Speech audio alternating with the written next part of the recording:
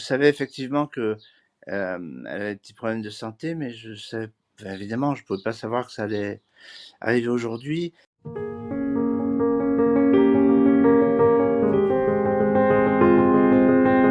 Chaque fois que l'on frappait à sa porte pour soutenir une personne en proie à une souffrance ou une cause qui réclamait un peu de générosité, elle répondait présente, toujours présente. Mais n'oublions pas qu'elle a été aussi une merveilleuse actrice de théâtre. Patrice Chéreau, qui était un ami commun, l'a sollicitée à Nanterre pour jouer une pièce de Marivaux. Elle a plus tard été actrice avec Josiane Balasco. Elle a joué dans Les Troyens de Ripit. Je n'oublie pas non plus, pardon, tellement sa carrière en si peu de temps était riche.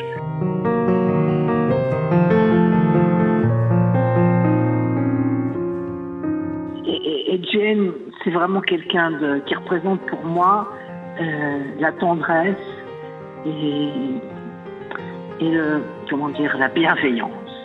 Voilà, c'était quelqu'un d'extrêmement bienveillant. Je la savais malade et je pensais qu'elle allait mieux, qu'elle allait recommencer les tournées. Et c'est vrai que là, vous m'avez appris sa disparition et c'est la douceur qui disparaît. J'ai parodié une pub à la con, et la douceur qui disparaît dans un monde de brut. Voilà, c'était ça, Jane. C'était la délicatesse. Voilà, la délicatesse.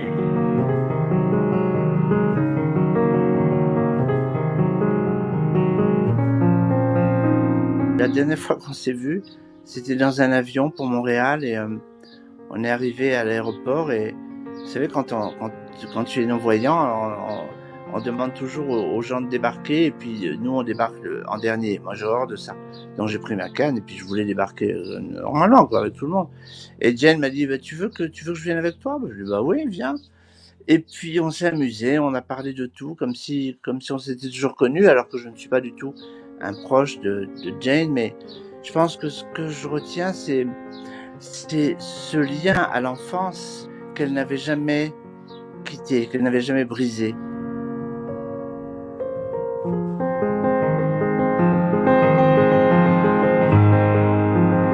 On est toujours amis depuis les débuts. On a le même âge, on a commencé en même temps à Londres. On a fait nos voyages un peu en parallèle, différentes mais en parallèle. Et c'est quelqu'un qui est très bienveillante et très, très attaché justement à autrui. Elle a une générosité d'esprit extraordinaire, cette femme. Elle est très proche des gens.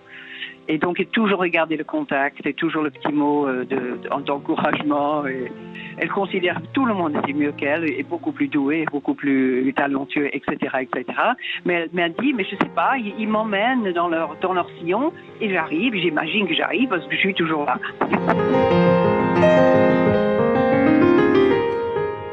Elle avait plein de tocs, de choses comme ça, très particulières. Elle était avec son chien qu'on trimballait partout.